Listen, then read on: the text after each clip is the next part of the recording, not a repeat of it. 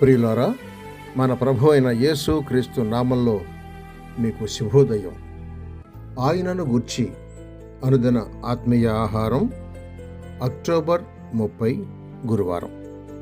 నేటి మన ధ్యాన లేఖనం యెహెజ్కేలు గ్రంథం 1వ అధ్యాయం 10వ వచనం. ఆ నాలుగింటి ఎదుటి ముఖరూపములు మానవ ముఖము వంటివి, కుడి పార్శ్వపు రూపములు సింహముఖము వంటివి, ఎడమ పార్శ్వపు ముఖములు ఎద్దు ముఖము వంటివి, నాలుగింటికి పక్షిరాజు ముఖము వంటి ముఖములు కలవు. వ్యాఖ్యానాంశం: క్రీస్తులోని మహిమారూపాలు. వ్యాఖ్యానాంశం: క్రీస్తులోని మహిమారూపాలు.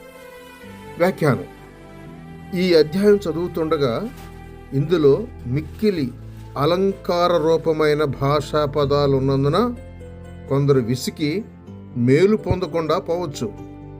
అయితే ఇదే అధ్యాయం 28వ వచనంలో వ్రాసిన కడపటి మాటలు దీనికి సరైన వాక్యార్థం ఇస్తున్నాయి. ఈ దర్శనంలో ప్రవక్త యెహోవా ప్రభావాన్ని చూచి వ్రాస్తున్నాడు. అంతేకాదు, 16వ వచనంలో చక్రములో చక్రం కనిపించింది. దర్శనము నొందిన యెహెజ్కేలు చెరలో నుండి బాబెలులోని కెబారు నదీ ప్రదేశమున ఈ దర్శనం చూచాడు. యెహెజ్కేలు చూసిన ఈ మహిమ దర్శనం క్రీస్తుతోనే సరిపోర్చగలం. యాకోబు పత్రిక 2వ అధ్యాయం 1వ వచనంలో క్రీస్తు తానే మహిమా ప్రభువు అని పిలువబడుతూ ఉన్నాడు. కనుక ఈ 4 జీవుల ముఖాలను యోచించి చూడగా అవి క్రీస్తులోని మహిమను 4 విధాలుగా వర్ణించే 4 సువార్తలకు సరిపోతున్నాయని అనుకోగలం. మత్తయి సువార్త సింహం సువార్త.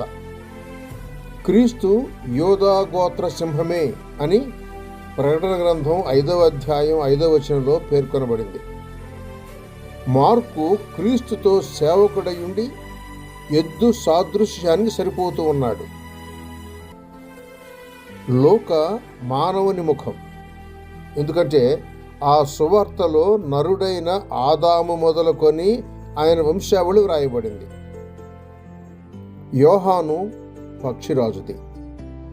ఎలాగంటే యోహానులో క్రీస్తు దేవుడైనట్టు ఆది మొదలుకొని సంగతి చెప్పుచున్నది.